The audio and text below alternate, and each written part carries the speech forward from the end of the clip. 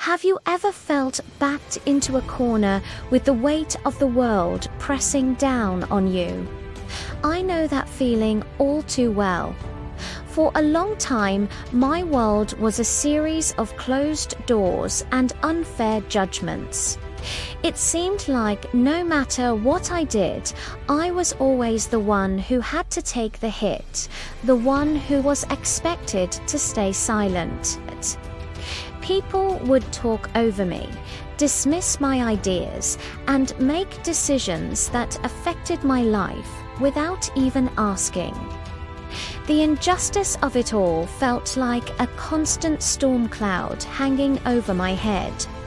I'd go home every night replaying the day's events, my stomach in knots. I'd think of all the things I should have said, all the moments I should have stood up for myself. But fear kept me quiet. Fear of making things worse. Fear of being seen as difficult. Fear of being completely ostracized. So I learned to swallow my words and put on a brave face, even though inside I was crumbling. One day, something inside me just snapped. It wasn't a big, dramatic moment. It was a small thing, another casual dismissal, another door slammed shut. But this time, instead of retreating, a different feeling sparked within me. It was a flicker of anger, of defiance.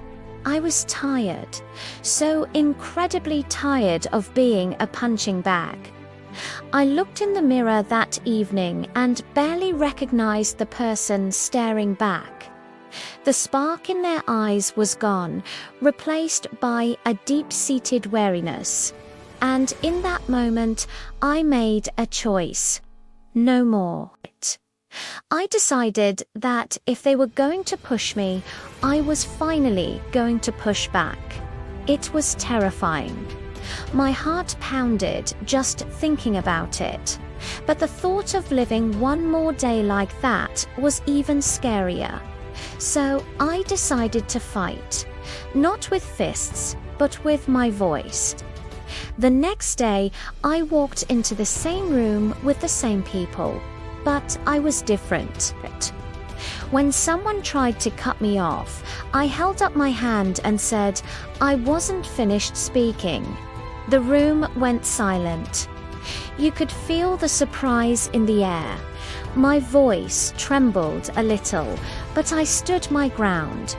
I presented my ideas with a confidence I didn't even know I had, backing them up with facts and passion. It wasn't easy. They pushed back. They questioned me. They tried to make me feel small again. But this time, I didn't back down. I met their challenges head-on, calmly and firmly. Each time I spoke up, it got a little easier. Each small victory fueled my courage. I started setting boundaries, saying no to things that were unfair, and demanding the respect I deserved. What happened next was amazing. A few people who had been silent before started to speak up to my small act of defiance, had created a ripple effect. It was like I had given them permission to find their own voices. We started supporting each other, building a community of strength where there had once been only isolation. We weren't just individuals fighting our own battles anymore. We were a united front. The dynamic in the room began to shift. Our collective courage was impossible to ignore. It was a long and difficult journey, full of setbacks and moments of doubt. There were times I wanted to give up and go back to being invisible. But then I'd look at the people I had inspired, and I'd remember why I started. I wasn't just fighting for myself anymore. I was fighting for all of us. And then came the day of reckoning. A major decision was on the table, one that would have once been made without any of our input. But this time, we were there.